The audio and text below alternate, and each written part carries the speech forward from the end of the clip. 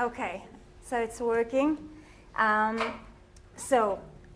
goal is to come and explain to you how the United Nations organization called UNRWA is actually perpetuating the conflict between Israelis and Palestinians in our region. So I'll start with reading out some of the examples between UNRWA and between UNHCR to understand first about how their objective and how they work differently as well. How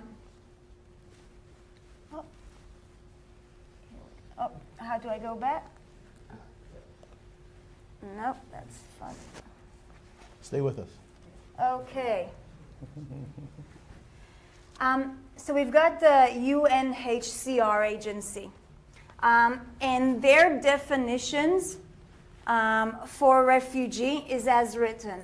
A refugee is someone who has been forced to flee his or her country because of persecution, war, or violence. A refugee has a well-founded fear of persecution for reason of race, religion, nationality, political opinion, or membership in a particular social group. On this basis, the United Nations is giving aid to refugees from all around the world, which is something that we support as well, Israel's, and we promote. This is a United Nations goal that we all stand by. Now let's look on a parallel organization, which is UNRWA, who has a completely different definition, but not just a different definition in a sense that those refugees by the same definitions are Palestinians, but it says a little bit more. This is persons whose normal place of residence was Palestine during the period 1st of June 1946 to 15th of May 1948, and who lost both home and means of livelihood as a result of the 48 conflict. Palestine refugees and descendants of Palestine refugee males, including legally adopted children, are eligible to register for UNRWA services. How is this different, and why does this definition mean so much? The definition for refugee in UNRWA is something that you can inherit. It means that, let's say, many refugees who came here, let's say from Syria, their children will still, by the UNRWA definition, if they would be under UNRWA, not by the UNHCR, their children, their grandchildren, their great-grandchildren will still be called refugees, even though they live here in Sweden. That would have been the meaning of that. And this is what's happening right now with UNRWA. It means that people, we have probably 4th and 5th generation now of those refugees. What does that create? Up the other side. Okay. So what we have, let's take similar or ongoing conflicts that we've seen. Okay? So we had, there was a conflict between Turkey and Cyprus, right? There were, at the time, 625 refugees. 1,000. Sorry? 1,000. 1,000, sorry. Refugees back in those times, okay? With the work of UNHCR, with the work of the governments as well, of relocating them in the region as well, there are today about 2,000 internally displaced people. Oh, תעשה dismiss. מה זה כל 10 דקות? שנייה. תביא רגע, תעזוב. רגע. אוקיי. רגע. אוקיי. So we see that significantly the numbers dropped, right? With the years that comes by, they found a new home, they've been placed in other countries. If they came to Sweden, if they came to Germany, if they went to the United States, got a refugee visa, settled there, got later on a citizenship and things like that, and then they sort of moved on. With Iran as well. Iran, it's an ongoing issue because it's constantly, till today, people are still fleeing from Iran, asking for refugee visas all around the world. While there was the revolution war in Iran, there were about 111,000 refugees registered at the UNHCR. Today, there are about 75,000 refugees. And don't forget, this is ongoing with the years as well, because with the years afterwards, there were still refugees leaving Iran, asking for more visas, but still, the numbers have reduced. If we look on the conflict with Morocco and South Sahara, there's also, both sides are giving different numbers about the amount of refugees today. But by the UNHCR, the amount of people that were looked after or that were displaced during the beginning of the war, through the years there were more and more refugees as well. There were about 48,000 refugees back then. Today, there are 990,000 internally displaced people. So the amount had risen. The Moroccan government claims there's only 25,000. The rebellions claim there's about 120,000.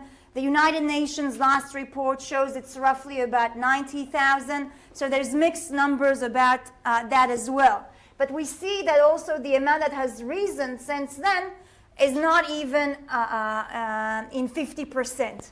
Okay? Now let's see, without the UNHCR aid of relocating and rehabilitating the refugees, what's happening in UNRWA?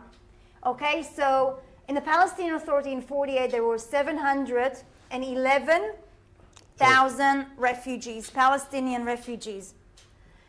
Today, there are more than 5 million refugees placed in refugee camps.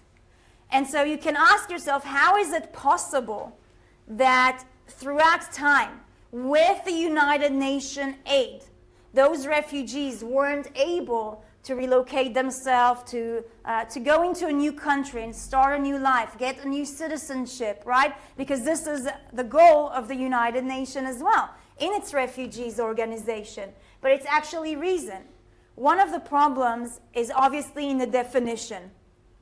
It's the definition, but also it is the motivation to stay a refugee. So,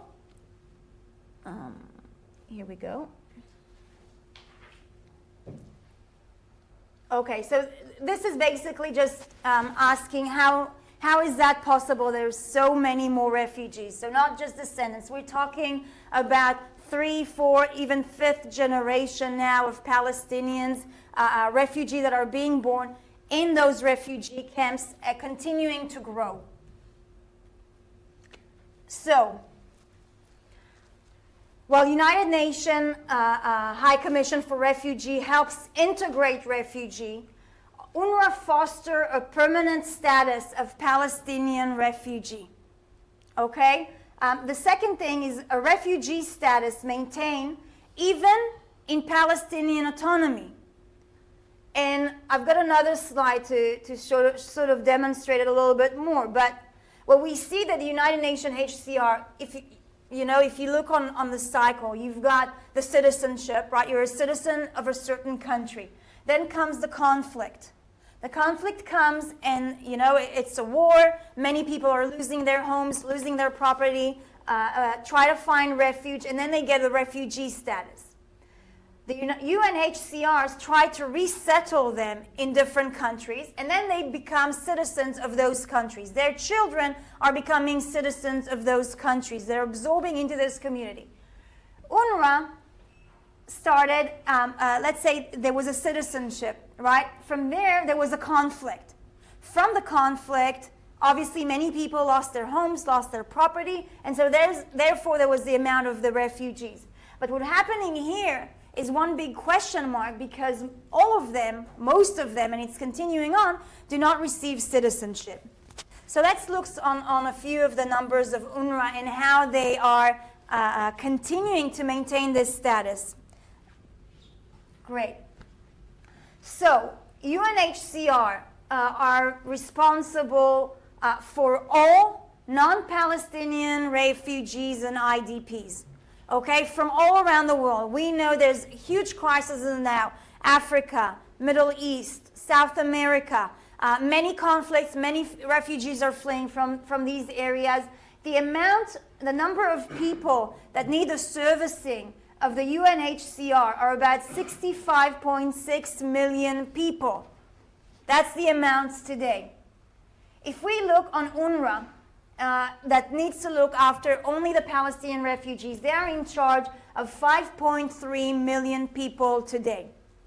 So with these amounts of people, you expect also the funding to be a little bit balanced between them as well. But what we can see is that for 65.6 million people, the budget that UNHCR receive is 7.7 billion. Okay? The Palestinian Refugee Organization, United Nations Organization, is 1.2 billion for 5.3 people.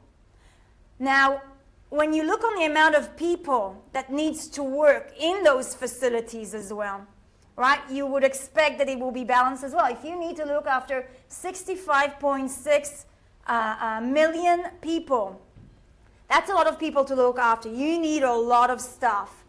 They have about 5,000 employees working for them all around the world, looking after some of the worst crises that we've seen, right? All around, Middle East, Sweden have received many refugees here, right? From all of these regions, from all of these countries with conflict. So 5,000 employees.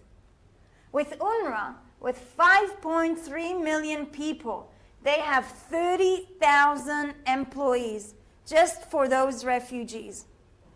And so you understand that the balance, it doesn't really make sense, right? So why do they do that? How does that work? The number of employees, we'll start first with trying to understand the picture. When you imagine refugees, right, what do you picture?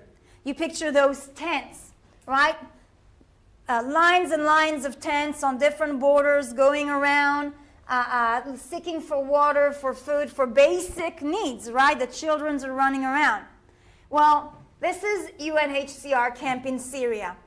Exactly what we imagine, right? This is an UNRWA camp in Gaza. Okay, permanent building, permanent facility, huge neighborhood that are being built all around. You can look in Lebanon, in Syria, in Gaza, Judea and Samaria, etc. Dishes. Dishes, television dishes. Yeah. Everything. Now, next. So what else? When we look on UNHCR, we understand that it's a temporary shelter, right? This is temporary because we want to reinstate them in their new places, right? We want them to have a better future, and so this is hopefully, no, hold on. Back. Okay. So we understand that this is a temporary situation until we're able to give them aid in order to return to a normal day-to-day life.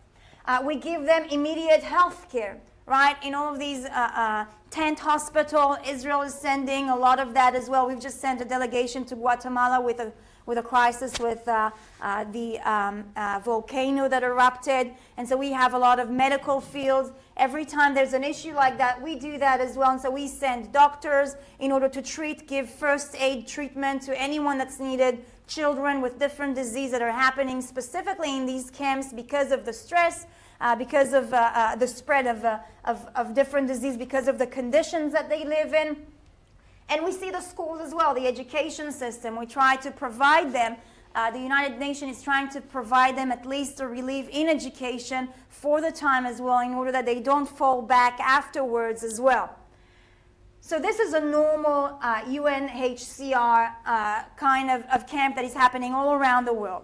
Now, if we look on the UNRWA organization, we've already seen that they are building neighborhoods, permanent homes for those refugees, long-term healthcare system.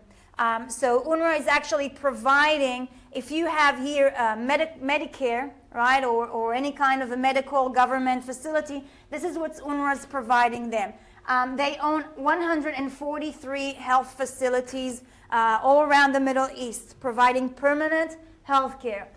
We see a full education system operating, 674 schools all around the world. Permanent schools run by the United Nations. Okay? So when we see that, we understand that there's a cycle of dependence. Okay? And this cycle of dependence of those refugees in this United Nations agency create the motivations for the refugee not to be reinstated in other countries or in their own countries, but continue to rely on the welfare. And so how does it work? We'll just give an example. When I spoke before that even inside Palestinian autonomy, they are still considered refugees. So in Gaza, 70% of the population is considered UNRWA's refugees, Palestinian refugees. Now, I don't know if it rings a bell or it sounds a certain alarm in your head as well, but Gaza have received an autonomy. Israel has withdrawn all of its forces. Israel has withdrawn all of its settlements, all of its people, even the people who were buried there in graveyards. We pulled them out of the ground and pulled them out of Gaza in order to let them run their own autonomy. Unfortunately, their ideas was a bit different about this autonomy. But in a land that you're already stated in, considered Palestinian territory, run by Palestinian authority, able to dictate your own future, your culture, your education system, everything, you still have 70% refugees. And so where does those refugees go to? If they're Palestinians and they live in Gaza, in Palestinian land, where do they want to go? And so this is where we start this whole idea on the return, right? The right of return, how to return. And they believe, and UNRWA is continuing to, hold on. And UNRWA is continuing to perpetuate this idea that they will return to Tel Aviv, to Yafo, to Haifa, to Sfat, millions of people, instead of starting to build a new future for themselves. This is something that in our reality will not give us, Israel, the possibility to exist. If you understand the geography, if you understand the history, if you even look on a two-state solution, saying that, the land of Israel needs to be divided and there needs to be a Palestinian country and an Israeli country, a Jewish country. Well, their country is going to be part of the Gaza Strip, right? Gaza is their land. Where are those 70% of refugees wanting to go? And so this idea of returning to Tel Aviv, Haifa, Tzfat, this is what's keeping them alive. And this is the real struggle against UNRWA and against the idea that they're perpetuating in the minds of those new generations to come. Now, if we have a kid, right, an UNRWA Palestinian refugee kid, he will go and be educated at one of those UNRWA schools, right? One of their facilities. The education system is educating and teaches violence and hatred towards Jews. I will show you a few more slides later on to speak about, not yet, David. So you're being educated in UNRWA school system. You're dependent, and as an adult, you're dependent on your children on that school system. This is normal. Okay, so then you grow up. A lot of members of Hamas in the Gaza Strip get their jobs at UNRWA facility.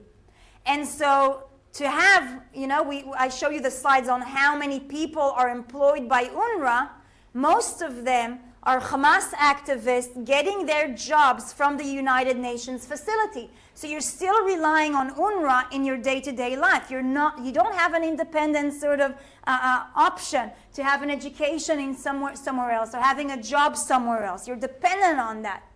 Then after you got your job, you finish your school, you got your job, as an activist of Hamas, you got your job at one of the UNRWA schools, you go on to raise a family, right?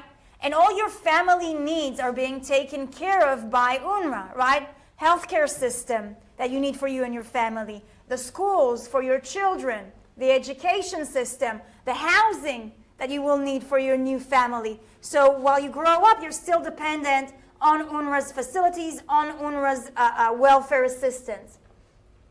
Then you grow up and you're still a descendant, retaining refugee status, and keep the number rising. So all of the children that you raised based on this system will continue to be refugees, and they'll continue to rely on that system as well. And this is the reason why you have such a huge number of refugees in a Palestinian autonomy.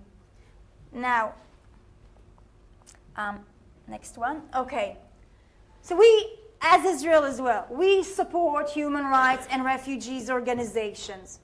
What we don't support is a terrorist organization and terror activity disguised as human rights efforts. And this is what UNRWA is doing. So, next one. So Hamas terrorist organization has literally taken over UNRWA facilities time after time in Gaza Strip. Let's speak about Hamas, because if we say that Hamas is not a terrorist organization that is calling for the destructions of Israel, we probably are speaking in different levels. The mission statement calls for destructions of Israel. Okay, so complete full war against Israel. Not in peaceful means, I promise you that. Hamas is responsible for hundreds of terror attacks and thousands of deaths in Israel.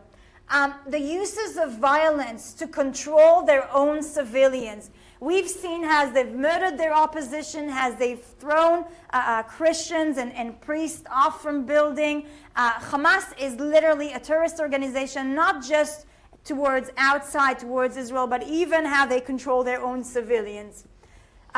Next one. So what do we see here? How does UNRWA leadership and UNRWA's workforces is actually connected to Hamas? And I just brought you a couple of examples. We have a long, long list of tens of thousands of members of terrorist organizations that are actually employed by UNRWA. I brought a few examples, but I also have a quick statement up that was said but by the leader of UNRWA, Peter Hansen, in 2004. He said, "I am sure that there are Hamas members on the UNRWA payroll, and I do not see that as a crime." So what is the problem with having Hamas activists on UNRWA's payroll? We see Muhammad al-Jamasi. He was the chairman of the UNRWA engineering department in Gaza Strip throughout 2017. Okay? This is a senior position in UNRWA as well that's not only in charge on what's happening there, how they're facilitating, how they're operating, but also has a lot of power to decide who's going to be employed in UNRWA as well. And while there's so much poverty and unemployment in Gaza, while UNRWA is one of the major organizations that's looking after a payroll for Palestinians in Gaza, this is a huge benefit to be able to work for UNRWA. And so whoever is a Hamas activist, the heads of the unions can say, okay, you're a Hamas activist, you can get on my payroll, you can come and be a nurse, you can come and be a teacher. If you're not a Hamas member, they can tell you, I'm sorry, we don't have any vacant position. And so being the chairman of the UNRWA engineering department in Gaza, We know that he was a senior activist in Hamas since at least 2007. He worked in Hamas Public Relations Bureau and he has very close connections with the heads of Hamas. Okay? Next one. Swahil al-Hindi. He was the chairman of UNRWA Staff Union and principal of an UNRWA elementary school throughout 2017. Head of the union, which means that he knows also when to get everybody on strike and when to put them back into work as well. He is a senior Hamas activist and working in UNRWA, known since 2004. He's considered an opposition to including the Holocaust textbook among greatest achievement. We have here Arnon that's going to speak a little bit more about the textbook and how they incite to more hatred and anti-Semitism. But part of the Holocaust denial and the Jewish tradition is something that is very much marked on their textbook. This is part of what's igniting anti-Semitism, hatred towards Jews as well, and he sees that as one of his greatest achievements. Next one. Here we go. Isa Abed El-Hadi El-Batran. He's an interesting man because he was a teacher at UNRWA Gaza School for years. He was a senior teacher knowingly, while UNRWA knows that he was also a full member in the military brigade of Hamas called Azadin al-Qassam. So he was part of the Hamas military, operating Hamas activities, shooting out missiles towards Israel, rockets, things like that. He was a senior activist knowingly, and UNRWA know that until one day, when he was injured really gravely, very hard, so he couldn't come back to work. He was injured while he was working at Azadin al-Qassam. Okay, so during a terrorist activity, he got injured, and this is the only reason why he got fired, because he couldn't come to school. And this is while the organization UNRWA knew that. Try and imagine a terrorist activist who's going almost every couple of days into a Hamas activity out in the fields, shooting rockets, and then during the day go and teach his kids, educate kids. What do you think the value that he's going to educate that younger generation towards? And so this is a problem that we have a lot also with their youth movement called Al-Qutra, which is a youth movement after school hours that is closely related to Hamas as well. It's recruiting from their new Hamas activists to then join Hamas forces in the field as well. David Badin will speak a little bit more about it afterwards. Next one. Okay, now let's speak about the facility. We would love that the United Nations will continue to look after the health and the education of the Palestinian people. What is the problem with that? The problem is that Hamas is using those facilities for terrorist activities, to incite war, to incite hatred. We have a few findings. Israel is not in Gaza, so it's extremely difficult to get any kind of material from there as well. But we had during a few times some foreign correspondents, foreign journalists, who even by accident filmed where the rockets were flying out, seeing signs of UNRWA in the background, being schools of UNRWA.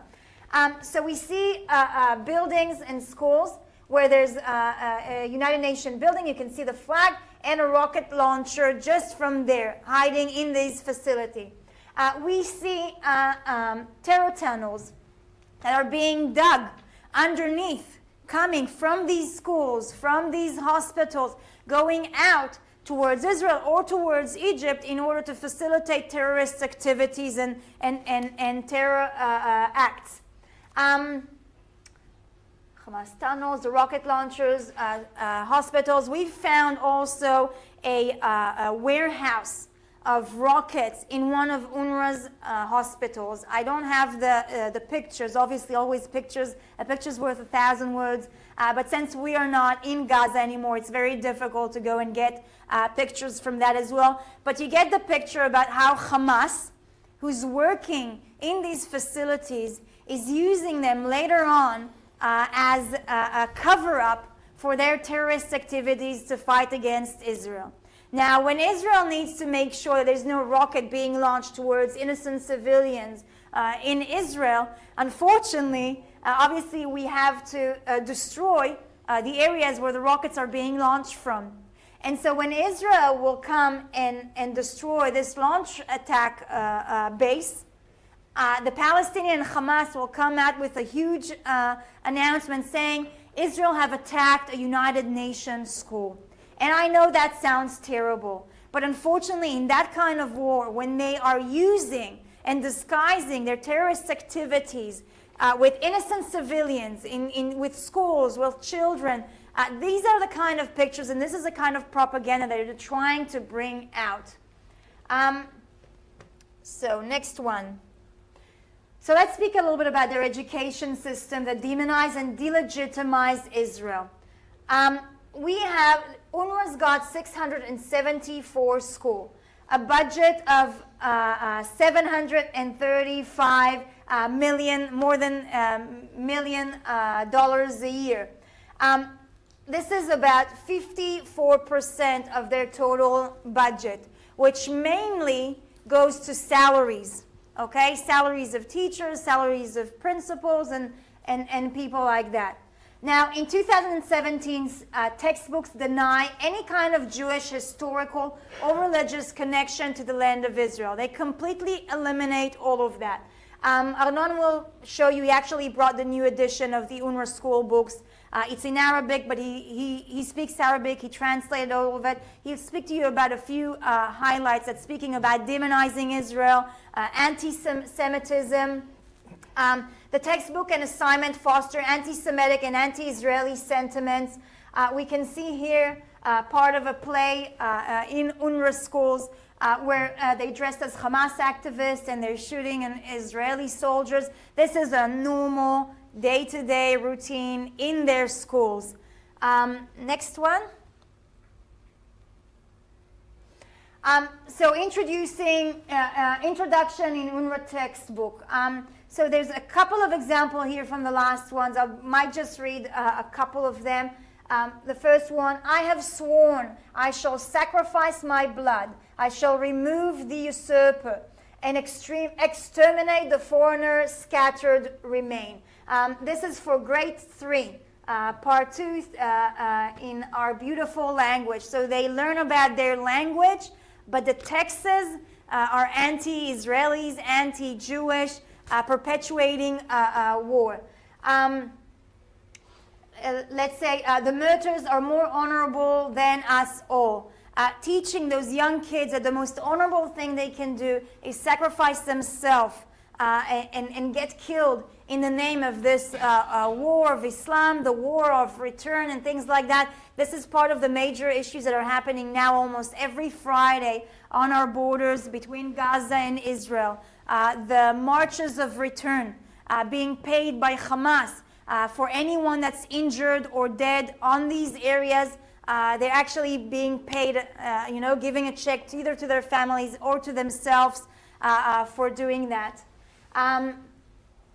Jerusalem is an Arab city built by our Arab forefathers thousands of years ago. Jerusalem is a holy city for Muslims and Christians.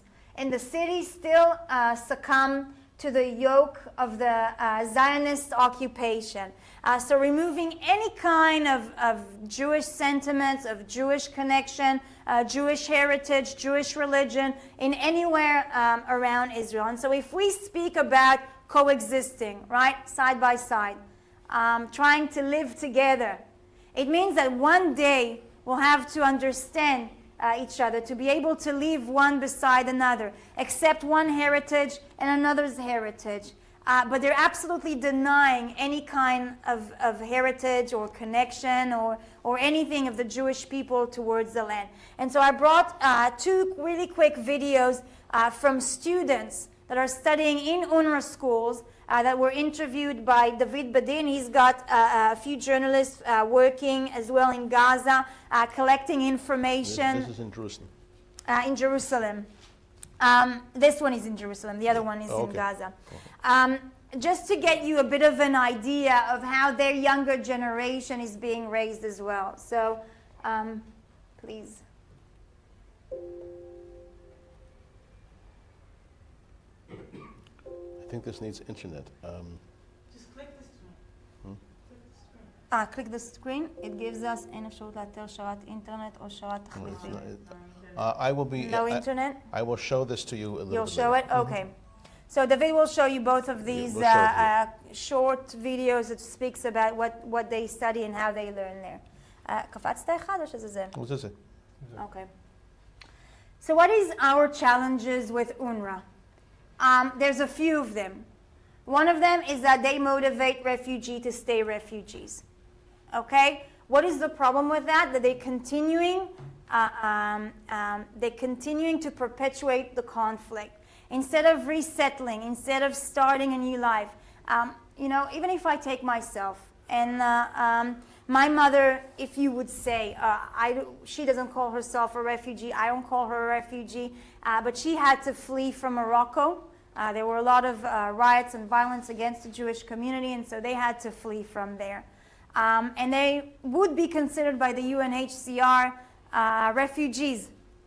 If I would take the UNRWA definition, I would be considered a Moroccan refugee. My kids would be considered a Moroccan refugees, and will continue to hold this state of mind, this status, that we cannot start a new life. Our life have been left behind. We constantly are trying to drag that with us without building something fresh, something new.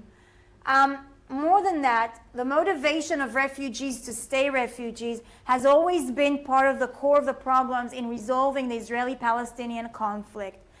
You can speak to many members of Congress or even the Americans who have tried to negotiate a lot of the times between Israelis and Palestinians in order to find a solution in our regions.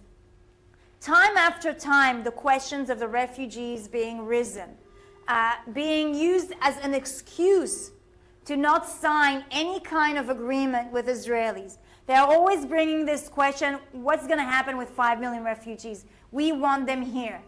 And time after time, this is a question where this is something that is absolutely impossible. Try and imagine a country similar to Sweden, much smaller, but similar to Sweden, 8 million in population. This is Israel.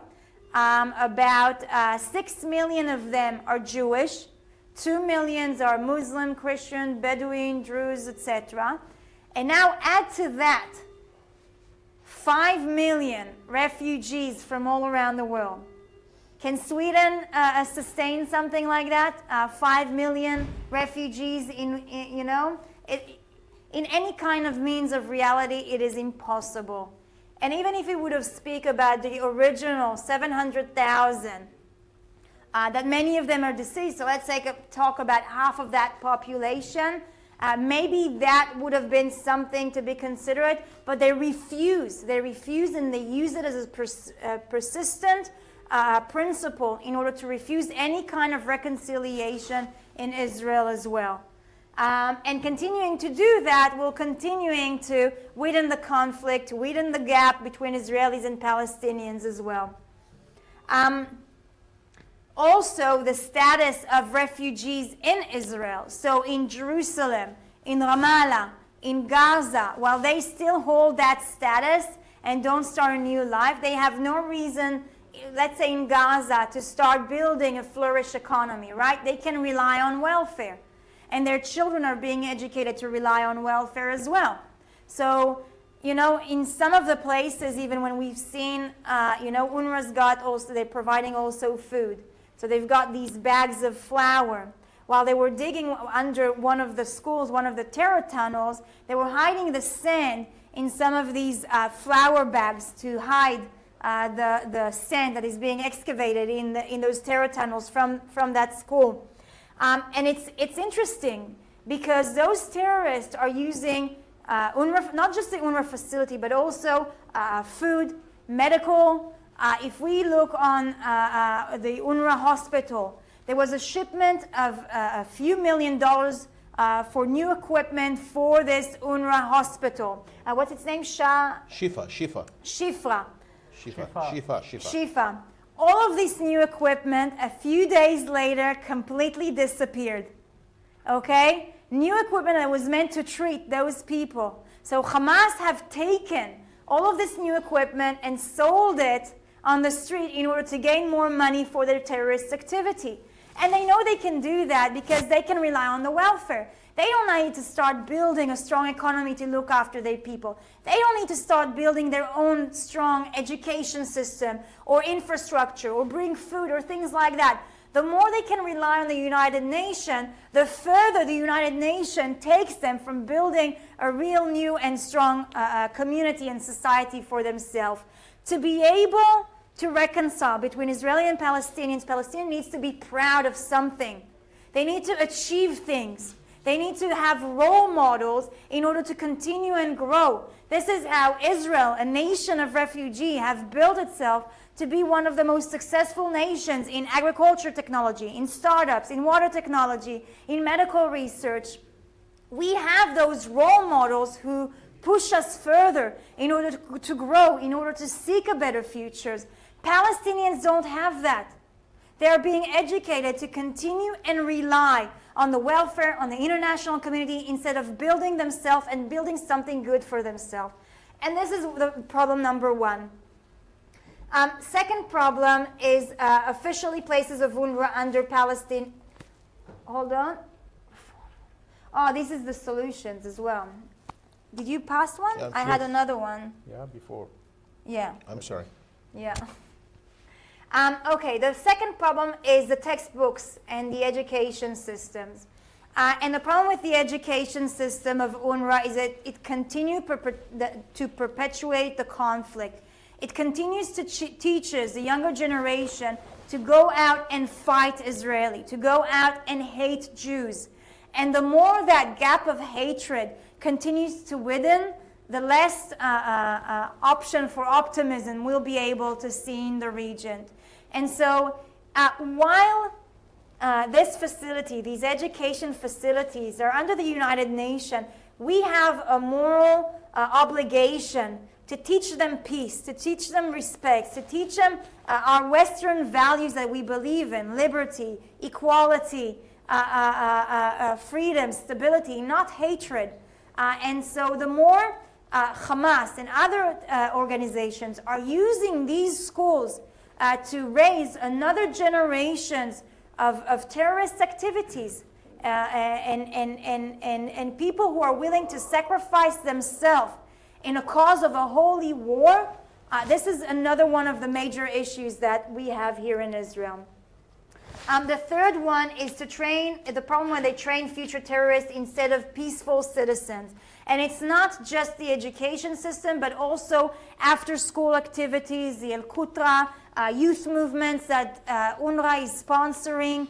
Part of that is to teach them. They even learn how to fight, to shoot in rifles. It's basically military small camp, to say maybe. And then it's easy to recruit them later on to all of these different terrorist organizations once they've been radicalized.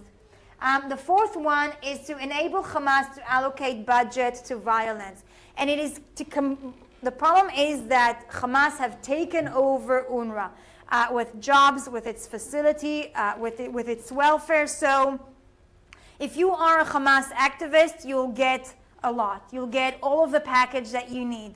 If you're not, you'll get a lot of troubles. And the situation in Gaza, obviously, it's not good. Hamas is not investing its money in creating a better future, in buying food or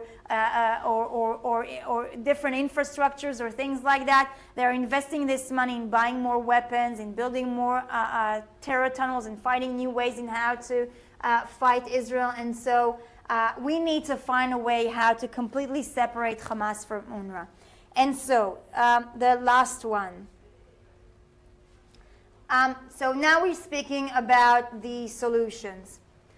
So we have 3 options that we will see. Some of them are not possible in our reality. כן, לא, אני כבר אגיד את זה מפה. Okay. Some of it are possible in our reality, some of it is not, obviously. But my job is to come and bring you this information so that you can think. Don't look on any kind of propaganda. Look on the facts. Research that even in the internet. Go into the UNHCR. Go into UNRWA. Investigate this for yourself and make the decision here for the Parliament of Sweden. You are contributing more than $40 million a year to the budget of UNRWA. And so you can demand certain changes in where this money goes to and how it's being directed. And so what we see is, first of all, one is reposition UNRWA under UNHCR. The second one is officially place UNRWA under Palestinian Authority or to reform UNRWA. So I'll go one by one. So one of the options that we can do is to move UNRWA under the UNHCR. Means that they will have to adopt UNHCR rule, including definitions, so that they will be treated as any other refugees, trying to assist them and trying to integrate them into a better future. And by doing that, you'll actually take a lot of the power that Hamas and other terrorist organizations have on these facilities, because they'll have to abide by the normal UNHCR rules. Another thing is that they will have to adopt the UNHCR budget. And so they will have to start considering where this money goes to as well, how it's being facilitated. It's going to be much more monitored. Third thing is that UNRWA joined Middle East Division for Refugees. So it means that UNRWA will not be its own organization that's able to dictate everything that they want. They will have to abide by the UNHCR restrictions, and it will be a wing in the Middle East, including the Palestinian refugees. And that can be a viable and a normal solution that should happen. This is probably the ultimate thing, as much as we don't imagine opening now a new facility and a new United Nations body for the Syrian refugees, right? There are hundreds of thousands of Syrian refugees who are in desperate needs, all of their home being destroyed, everything's been taken from them. Can you imagine opening now a new agency just for the Syrian refugees? No. They need to be treated like many more refugees from countries who have horrible conflict in Africa, in South America, and more. Next one. So the next solution is to officially place UNRWA under Palestinian Authority jurisdiction. What does that mean? This means that UNRWA will not be part of the United Nations and not be funded by the United Nations. It means that any country that will want to contribute to the Palestinian Authority will be able to do that, because the Palestinian Authority, this is basically the facility that it needs to provide for its citizens. Whether they are around Judea and Samaria or if they are in Gaza, they're responsible for the healthcare. They're the ones who are responsible for their education system, for their housing, for everything. And so the role that UNRWA is doing today is actually the role of the Palestinian leadership, right? So one of the solutions is to really place it under the Palestinian Authority, taken their rights as a United Nations group, was a lot of the times they are using the facility to do terrorist activities, etc. And any country that will want to contribute to the Palestinian Authority will be able to do so. The third one, which is the most relevant one, because this is probably the most realistic one, which is also part of what you've got on your tables as well, is a list of demands from UNRWA. So we don't think we can revolutionize now the United Nations.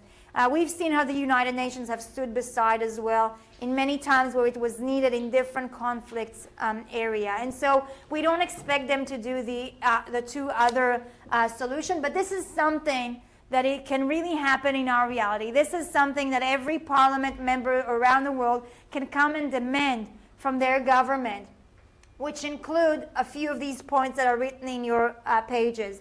So increased transparency, making sure that any kind of fund that is going into UNRWA, you know exactly where it went and who got it, what's happening there. Full transparency will block Hamas from using this money. If Hamas have taken all of the hospital's equipment, there need to be a United Nations personnel to come and give, not justice, but איך אני אומרת, לתת את הדין על זה. To give an accountability report. To give a transparency accountability report. to what is happening and how Hamas has been using the funds of UNRWA. And through transparency, that is something that we can do. We need to send our international workers. As most of United Nations agencies and facilities, they need to be international workers. When you have local workers, particularly in Gaza, you can see how they abuse the system, how they use it to give to their friends, to give to whoever is part of Hamas ruling or the government or Hamas activists. And this is something that we can demand. Foreign workers from the international community, we know many volunteers from all around the world who are volunteering in the United Nations. Speaking about getting a salary for a lot of these amazing work in education, in hospitals, is something that we can do. And so international workers who are not one-sided, who don't leave the conflict, is something extremely important. Completely distance and boycott Hamas. So really declare that Hamas, they understand it's a terrorist organization, and whoever that affiliate themselves with Hamas will not be part of UNRWA. This is also another point. Ensure budget and equipment used for correct purposes. Is that mine? Yeah.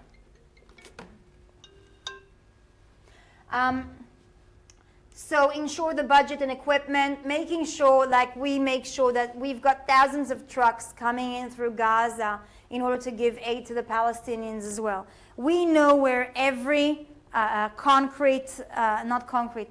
mellet, Cement. every bag of cement is going to. We know where every bag of flour is going to. And so we have someone on the ground that makes sure that our relief aid is being allocated to the people and not to Hamas. And this is extremely important, having someone from the United Nations following this equipment, following the aid, making sure it goes to the right place. Another one, place Palestinians under UNHCR. This is something that you can also request from the from the government as well. Request a new definitions for refugee.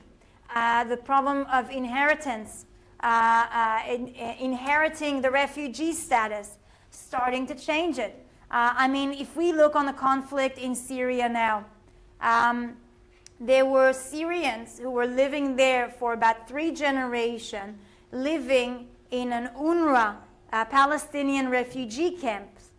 When they had fled the riots and the fightings and the war zone, when it was coming close to their homes, they actually weren't considered Syrian refugees because of the conflict. They were considered Palestinian refugees because of the definition. And so this is something that has to change as well, in order that more generations and generations will not get used to this kind of situation, that the United Nations will assist them in finding a new place, in finding a new environment, or wherever they live now. And the last one that Arnon is going to speak a lot about as well is a supervised education program, making sure that all of their textbooks are abiding by the moral values that the United Nations need to stand beside. And if the United Nations part of morals is anti-Semitism, that's fine. They can continue with these books. But if they say, okay, we want to eradicate anti-Semitism, completely eliminate that, they have to stand beside us and say this is unacceptable, to educate on those kinds of book. This is a little bit, not a little bit, but this is just an introduction of what we're experiencing with UNRWA. A lot of our challenges. From this place, I would like to call you as parliament members, as representatives, as the Christian Democrat Party, to go out and to request those things in order to create a more stable and a more peaceful region in our area. Thank you very much. Thank you.